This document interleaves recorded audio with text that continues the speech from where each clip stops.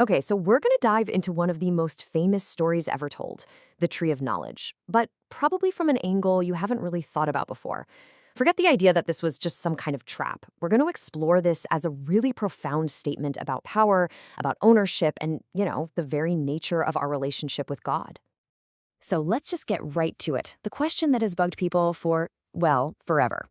If the Garden of Eden was so perfect, why on earth would you stick a forbidden tree right in the middle of it? I mean, was it a setup? A test?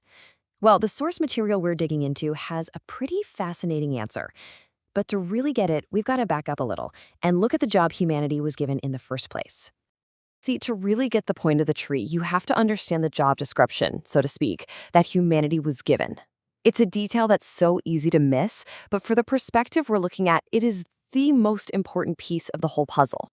And here it is, from Genesis. The key word here, the one our source really focuses on, is rule.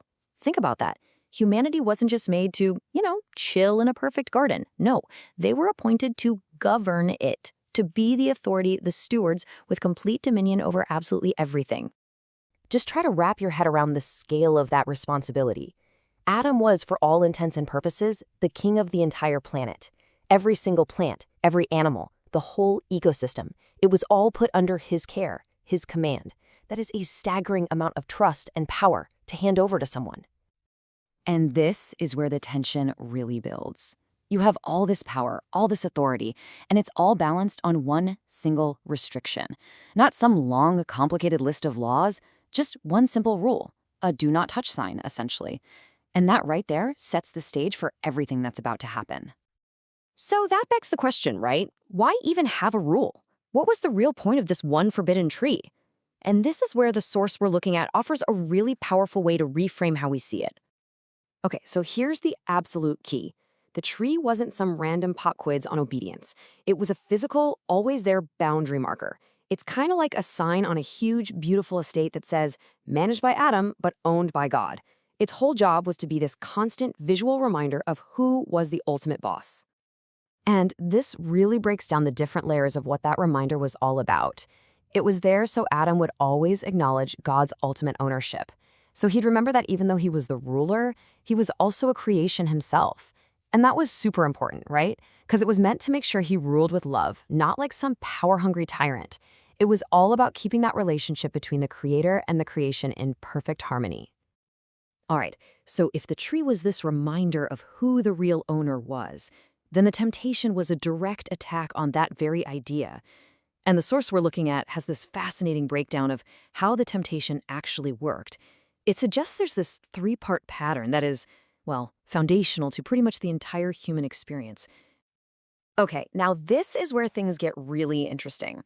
The source draws this incredible parallel between the temptation Eve faced in the garden and the one Jesus faced out in the desert.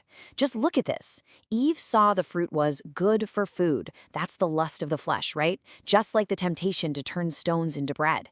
Then she saw it was pleasing to the eye. That's the lust of the eyes, which perfectly mirrors the offer of all the kingdoms of the world. And finally, it was desirable for wisdom, the pride of life. That's echoed in the temptation for Jesus to jump from the temple just to prove who he was. It's an exact match. And according to the text, this is no accident. It's not just some clever literary parallel. It's presented as the timeless formula for all temptation. The garden wasn't just the first time this happened, it was the blueprint for a fundamental human struggle that we see playing out over and over again all through history. And right at the core of that temptation were two specific, incredibly powerful lies. So let's break down exactly what the serpent said and what, according to our source, those lies really meant. So the first lie was, you will not die. But the reality wasn't about dropping dead on the spot. It was about spiritual death, being cut off from God, the very source of life. Then came the second lie, you will be like God. And this is the most tragic irony of the whole story. The source argues this was technically true, but in the absolute worst way possible.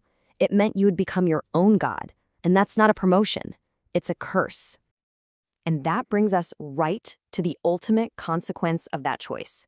This is the central idea of this whole interpretation. What does it actually mean to become your own God? See, the key thing to get here is that eating the fruit was symbolic, The real choice was about seizing power. It was basically a declaration of independence from God's definition of reality. It was Adam and Eve saying, you know what, from now on, we will be the ones who decide what's right and what's wrong. And this leads us to a really powerful definition of sin. It's not just about breaking a rule on a list. It's much deeper. It's the fundamental act of putting yourself at the very center of the universe.